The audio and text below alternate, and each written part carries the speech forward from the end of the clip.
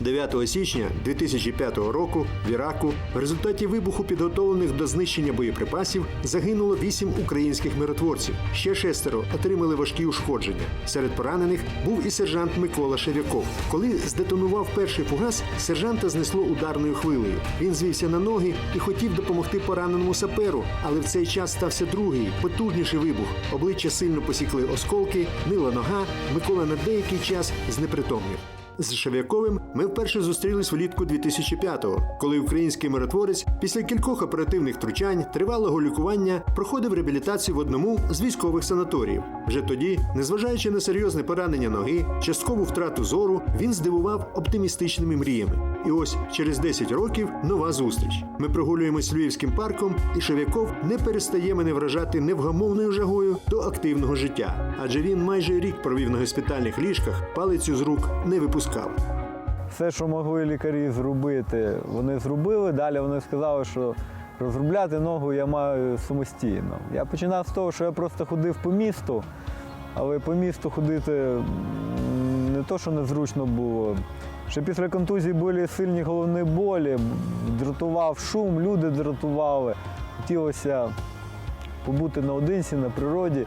У мене товариші, які їздили в гори, взяли мене з собою, хоча я тоді дуже погано ходив, і запропонували пройтись по Карпатах. Пам'ятаючи про те, що краще гір можуть бути самі лише гори, Микола Шев'яков спочатку підкорює Карпати, потім Кримські вершини, а згодом і Кавказ. І так я плавно прийшов займатися альпінізмом. І вже займаючись альпінізмом, альпінізм мене повністю захопив, я втягнувся, мені дуже сподобались гори.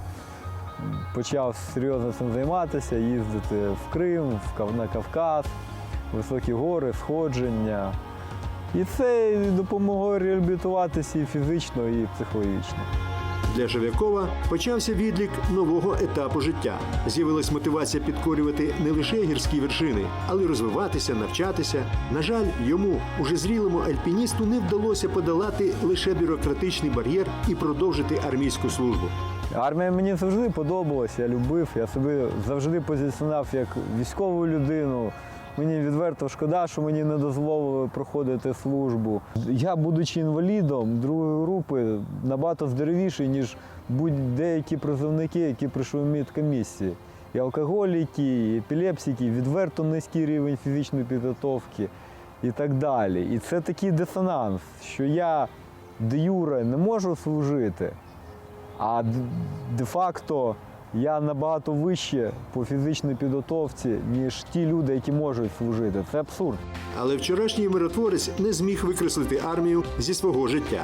Нині молодший лейтенант запасу, у якого за плечима факультет психології Львівського державного університету, викладач кафедри тактико-спеціальних дисциплін Академії сухопутних військ. А ще він керує гуртком альпіністської підготовки. І мріє, щоб гірська підготовка стала складовою навчального процесу курсантів. Я веду гірський гурток, але за 2 роки жодного практичного виїзду в гори не було.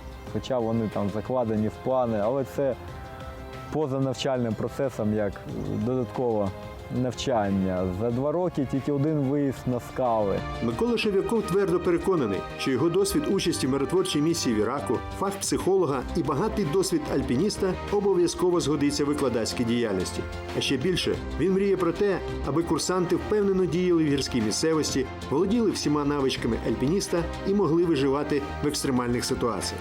Багаж знань і досвід наших миротворців, професіоналів своєї справи, які пройшли через вогонь гарячих точок світу, важко переоцінити. Олександр Тереверко, Сергій Телятицький, Львів, Час Че.